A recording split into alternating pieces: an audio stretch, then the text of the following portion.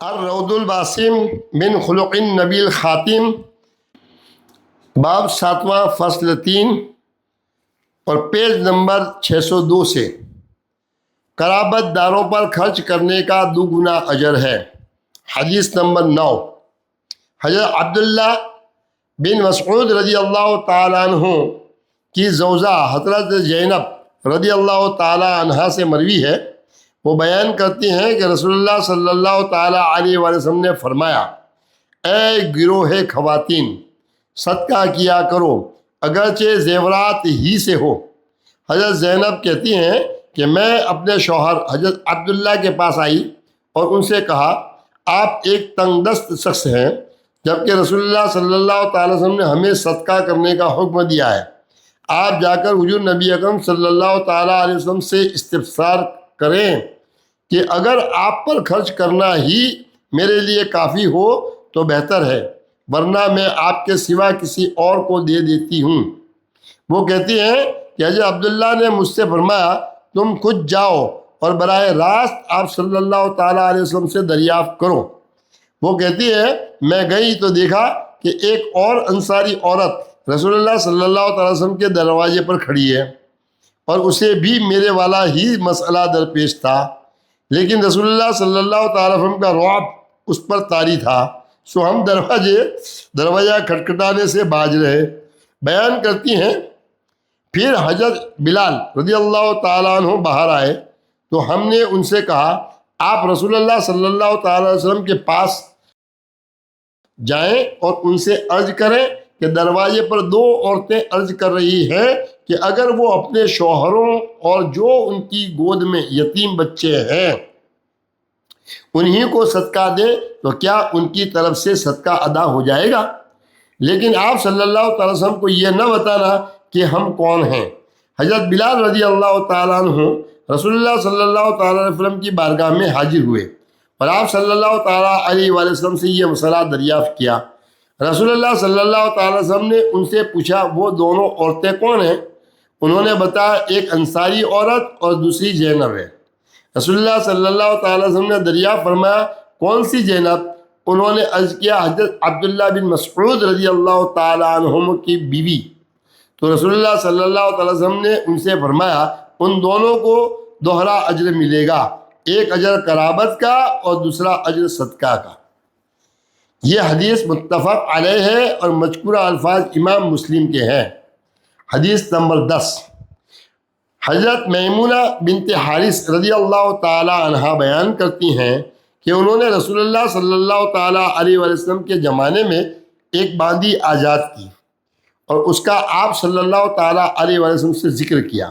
آپ صلی اللہ تعالی علیہ وسلم نے فرمایا، اگر تم وہ باندی اپنے ماموں کو دے دیتے تو زیادہ اجر ملتا۔ یہ حدیث متفق علیہ ہیں اور مذکورہ الفاظ امام مسلم کے ہیں۔ حدیث نمبر 11، حضرت ابو ہریرہ رضی اللہ تعالیٰ عنہ سے روایت ہے کہ رسول اللہ صلی اللہ تعالیٰ علیہ وسلم نے فرمایا، ایک دینار وہ ہے جسے تم نے اللہ تعالیٰ کی راہ میں خرچ کیا، ایک دینار وہ ہے جسے تم نے غلام کی آزادی کے لیے خرچ کیا، ایک دینار وہ ہے جسے تم نے مسکین پر صدقہ کیا، اور ایک دینار وہ ہے جسے تم نے اپنے اہل کھانا پر خرچ کیا۔ ان میں سب سے زیادہ اجر والا دینار وہ ہے جسے تم نے اپنے اہل کھانا پر خرچ کیا۔ اسے امام مسلم، احمد اور طبرانی نے روایت کیا ہے۔ حدیث نمبر 12، حضرت سلمان بن عامر رضی اللہ تعالیٰ عنہ سے مروی ہے، وہ بیان کرتے ہیں، میں نے رسول اللہ صلی اللہ تعالیٰ علیہ وآلہ وسلم کو یہ فرماتے ہوئے سنا، مسکین کو صدقہ دینا صرف ایک صدقہ ہے، جبکہ کسی رشتہ دار کو صدقہ دینا 2 نیکیوں کے برابر ہے۔ یہ صدقہ بھی ہے اور صلہ رحمی بھی، لہذا صدقہ و خیرات میں صلہ رحمی کو مقدم رکھو۔ اس حدیث کو امام احمد، ترمذی، نسائی، ابن ماجہ، دارمی، ابن ابی شیبہ اور حاکم نے روایت کیا ہے، اور امام حاکم نے کہا یہ حدیث صحیح ہے۔ پیج نمبر 606 پر باب نمبر 7 مکمل ہوتا ہے۔ اب پیج نمبر 607 سے 609 سے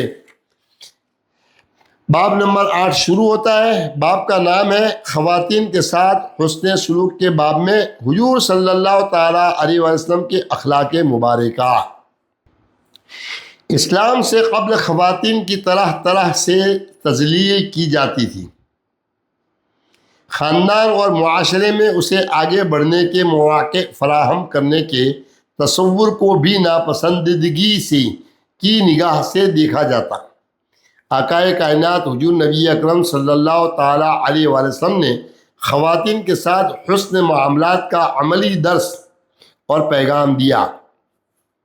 مورخ اس بات کو تسلیم کرتے ہیں کہ اسلام نے عورت کے حقوق تسلیم کیے۔ حضور صلی اللہ تعالیٰ علیہ وآلہ وسلم نے واضح الفاظ میں خواتین کی ہر حیثیت میں عزت و تکریم کو معاشرے اور ریاست کی ترقی کا ضامن قرار دیا۔ آپ صلی اللہ تعالیٰ علیہ وآلہ وسلم نے صحابہ کرام رضی اللہ تعالیٰ عنہم کی طرح صحابیات رضی اللہ تعالیٰ عنہن کی تعلیم و تربیت کا بھی خصوصی اہتمام کیا۔ مساجد کے دروازے ان کے لیے کھلے رکھنے کا حکم دیا۔ حضور نبی اکرم صلی اللہ تعالیٰ علیہ وآلہ وسلم نے ایک غزوے کے موقع پر دشمن فوج کی مقتولہ خاتون کی لاش دیکھی تو انتباہ کرتے ہوئے حالت جنگ میں بھی دشمن کی عورتوں اور بچوں کو قتل کرنے سے سختی سے منع کیا۔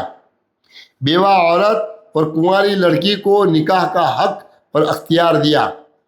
عورتوں پر کسی بھی قسم کے جبر، تشدد اور ظلم و ستم کو روا رکھنے کی ممانعت کی۔ خواتین کو زندگی کے مختلف شعبوں میں عملی کردار ادا کرنے کے مواقع سب سے پہلے ریاست مدینہ کے بانی حضور نبی اکرم صلی اللہ تعالیٰ علیہ وآلہ وسلم نے فراہم کیے۔ عورتوں کو بھی حکم دیا گیا کہ بحیثیت بیوی اپنے شوہر اور بحیثیت ماں اپنی اولاد کے حقوق ادا کریں۔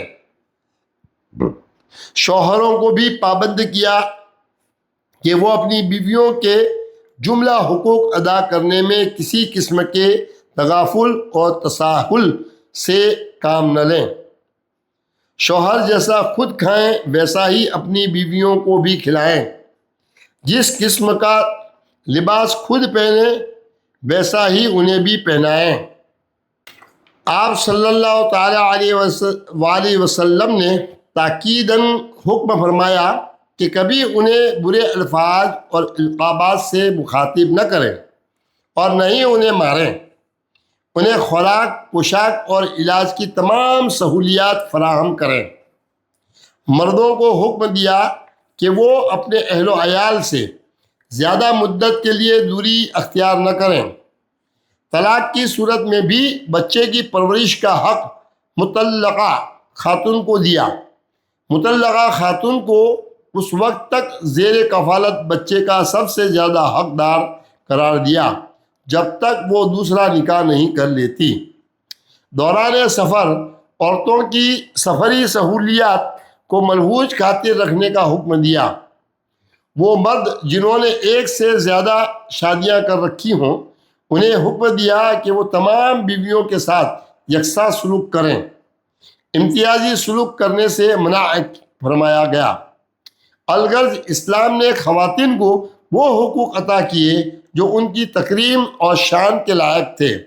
ذیل میں آیات مقدسہ اور احادیث مبارکہ کا مطالعہ اس دعوے کی قطعی دلیل ہے۔ فصل 1 حضور صلی اللہ تعالیٰ علیہ وآلہ وسلم کا خواتین کے ساتھ حسن سلوک کا بیان۔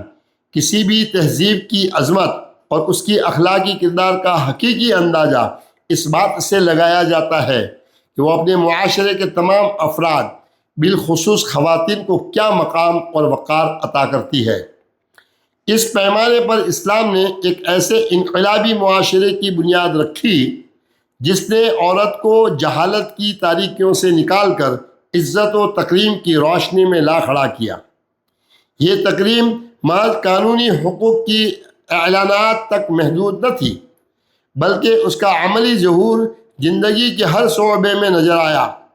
جہاں ایک طرف عورت کی علمی اور روحانی پیاس بجھانے کے لیے خصوصی مواقع فراہم کیے گئے اور معاشرتی زندگی کے مرکز تک اس کی رسائی کو یقینی بنایا گیا، وہیں دوسری طرف اس کی فطری نزاکت اور لطافت کا اس قدر خیال رکھا گیا کہ اسے آب گینے سے تشبیہ دی گئی۔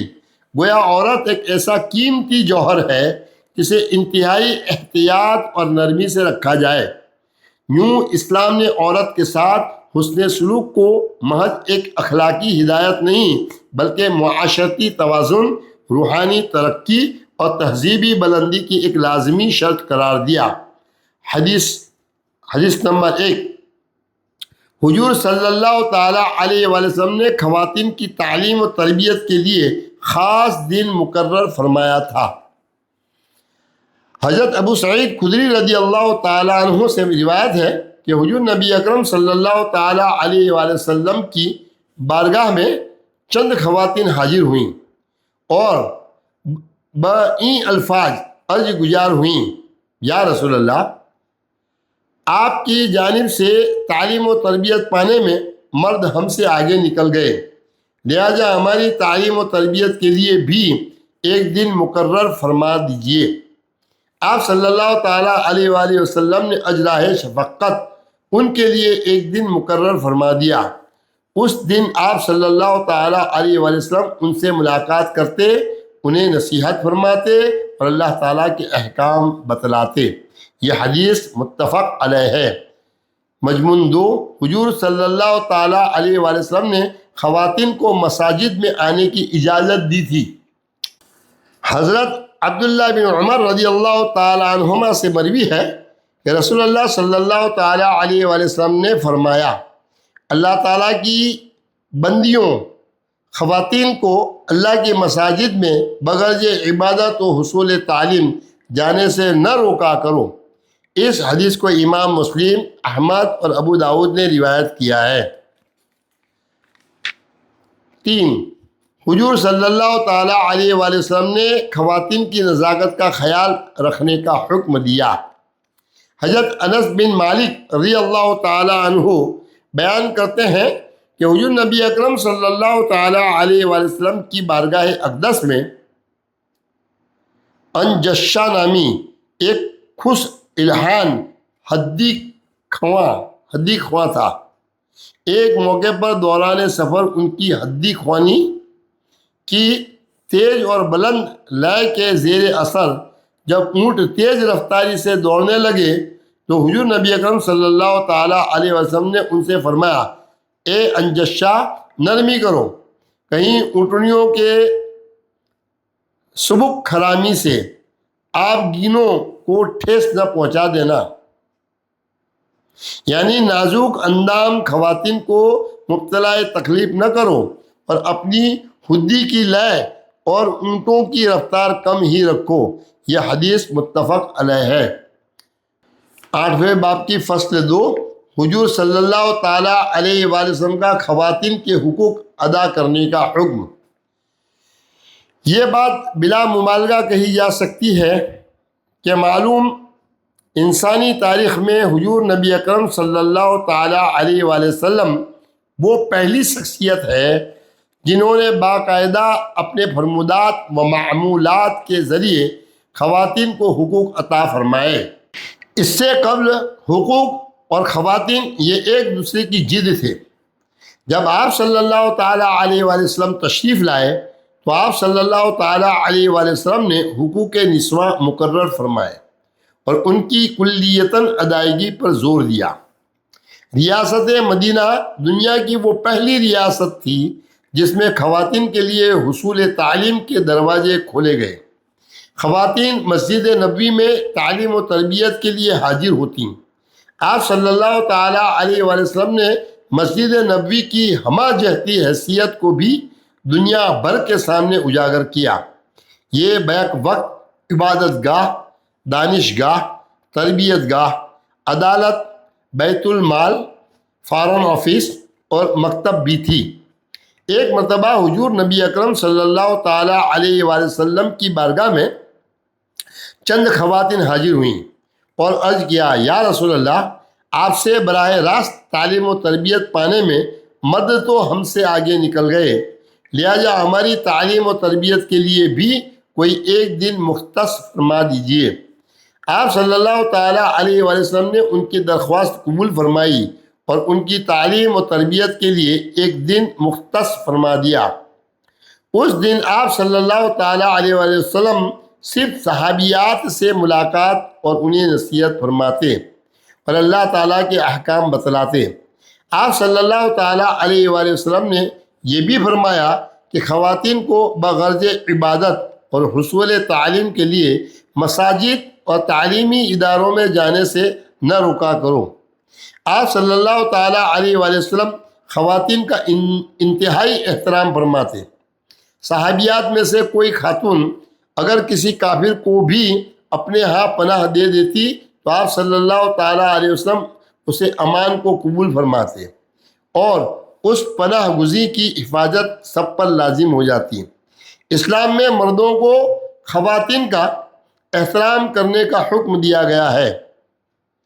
اسلامی معاشرے میں جو مرد اسلامی تعلیمات پر عمل کرتے ہیں وہ کبھی خواتین کے ساتھ درست رویہ اختیار نہیں کرتے بلکہ ان کے ساتھ نرمی کا معاملہ کرتے ہیں۔ ایک مسلمان مرد خواہ باپ ہو یا بیٹا، بھائی ہو یا شوہر، خواتین کے ساتھ کرخت لہجے میں بات نہیں کرتا مبادا ان کی دل آزاری ہو۔ مسلمان شوہر دور جاہلیت کی مانند عورت کو اپنی ملکیت تصور کرتے ہوئے اس پر بے جا سختی نہیں کرتا بلکہ اس کے برعکس اس کے ساتھ مودت موانست کا رویہ اختیار کرتا ہے۔ اسلام میں عورت کو جد و کب کرنے یا مارنے سے سختی سے منع فرمایا ہے۔ القرآن۔ بسم اللہ الرحمن الرحیم۔ ولا تتمنوا ما فضل اللہ به بعدکم علی بعد للرجال نصیب مما اکتسبوا وللنساء نصیب مما اکتسبن واسألوا اللہ من فضلہ ان اللہ کان بکل شیء علیما۔ سورہ نساء آیت نمبر 32 ترجمہ۔ اور تم اس چیز کی تمنا نہ کیا کرو جس میں اللہ نے تم میں سے باج کو باج پر فضیلت دی ہے، مردوں کے لیے اس میں سے حصہ ہے جو انہوں نے کمایا اور عورتوں کے لیے اس میں سے حصہ ہے جو انہوں نے کمایا، اور اللہ سے اس کا فضل مانگا کرو، بے شک اللہ ہر چیز کو خوب جاننے والا ہے۔ آیت دوسری۔ وَمَن يَعْمَلْ مِنَ الصَّالِحَاتِ مِن ذَكَرٍ أَوْ أُنثَىٰ وَهُوَ مُؤْمِنٌ فَأُولَٰئِكَ يَدْخُلُونَ الْجَنَّةَ وَلَا يُظْلَمُونَ نَقِيرًا۔ سورہ نساء آیت نمبر 124 ترجمہ۔ اور جو کوئی نیک اعمال کرے گا خواہ مرد ہو یا عورت درآں حالی کہ وہ مومن ہے، پس وہی لوگ جنت میں داخل ہوں گے اور ان کی تل برابر بھی حق تلفی نہیں کی جائے گی۔ 3۔ وَلَمَّا وَرَدَ مَاءَ مَدْيَنَ وَجَدَ عَلَيْهِ أُمَّةً مِّنَ النَّاسِ يَسْقُونَ وَوَجَدَ مِن دُونِهِمُ امْرَأَتَيْنِ تَذُودَانِ قَالَ مَا خَطْبُكُمَا قَالَتَا لَا نَسْقِي حَتَّىٰ يُصْدِرَ الرِّعَاءُ وَأَبُونَا شَيْخٌ كَبِيرٌ فسقى لهما ثم تولى إلى الظل فقال رب إني لما أنزلت إلي من خير فقير۔ سورہ القصص آیت نمبر 23 اور 24 ترجمہ۔ اور جب وہ مدین کے پانی کے کنویں پر پہنچے تو انہوں نے اس پر لوگوں کا ایک ہجوم پایا جو اپنے جانوروں کو پانی پلا رہے تھے، اور ان سے الگ ایک جانب دو عورتیں دیکھیں جو اپنی بکریوں کو روکے ہوئے تھیں۔ موسیٰ علیہ السلام نے فرمایا تم دونوں اس حال میں کیوں کھڑی ہو؟ دونوں بولی کہ ہم اپنی بکریوں کو پانی نہیں پلا سکتی یہاں تک کہ چرواہے اپنے مویشیوں کو واپس لے جائیں، اور ہمارے والد عمر رسیدہ بزرگ ہیں۔ سو انہوں نے دونوں کے ریوڑ کو پانی پلا دیا، پھر سائے کی طرف پلٹ گئے اور عرض کیا، اے رب، میں ہر اس بلائی کا جو تو میری طرف اتارے محتاج ہوں۔ الحدیث مضمون ایک، حضور صلی اللہ تعالیٰ علیہ وآلہ وسلم نے مسلم خواتین کو غیر مسلموں کو امان دینے کا حق عطا فرمایا ہے۔ ایک، حضرت ہانی بنت ابی طالب رضی اللہ تعالی عنہ فرماتی ہیں کہ جس سال فتح مکہ ہوئی، میں رسول اللہ صلی اللہ تعالیٰ علیہ وآلہ وسلم کی خدمت اقدس میں حاضر ہوئیں اور عرض کیا، یا رسول اللہ، میں حبیرہ کے فلاں بیٹے کو پناہ دے چکی ہوں جو کافر ہے، لیکن میرے بھائی علی اس کو قتل کرنا چاہتے ہیں۔ رسول اللہ صلی اللہ تعالیٰ علیہ وآلہ وسلم نے فرمایا، اے ہانی، خاطر جمع رکھو، جسے تم نے پناہ دی اسے ہم نے بھی پناہ دی۔ یہ حدیث متفق علیہ ہے۔ دو، حضور صلی اللہ تعالیٰ علیہ وآلہ وسلم دوران جنگ بھی خواتین کو قتل کرنے سے منع فرماتے تھے۔ حدیث نمبر 2، حضرت عبداللہ بن عمر رضی اللہ تعالیٰ عنہما بیان کرتے ہیں کہ رسول اللہ صلی اللہ تعالیٰ علیہ وآلہ وسلم کے کسی غزوے میں فریق کے مخالف کی ایک عورت مقتول پائی گئی، تو آپ صلی اللہ تعالیٰ علیہ وآلہ وسلم نے انتباہ کرتے ہوئے حالت جنگ میں بھی عورتوں اور بچوں کو قتل کرنے کی ممانعت فرما دی۔ یہ حدیث متفق علیہ ہے۔ 3، خواتین کی خامیوں کے بجائے ان کی خوبیوں کو مد نظر رکھنے کا حکم۔ حدیث نمبر 3، حضرت ابو ہریرہ رضی اللہ تعالیٰ عنہ بیان کرتے ہیں کہ رسول اللہ صلی اللہ تعالیٰ علیہ وآلہ وسلم نے فرمایا، کوئی مومن مرد کسی مومنہ عورت یعنی اپنی بیوی سے اس کی کسی ناپسندیدہ عادت کی وجہ سے متنفر نہ ہو۔ اگر اس کی کسی ایک عادت کو وہ ناپسند کرتا ہے تو اس کی دوسری خوبی سے وہ خوش بھی ہوگا۔ اس حدیث کو امام مسلم، احمد، ابو یعلا اور ابو عوانہ نے روایت کیا ہے۔ پارٹ نمبر 39 پیج نمبر 617 پر یہاں اختتام کرتے ہیں۔ السلام علیکم ورحمۃ اللہ وبرکاتہ۔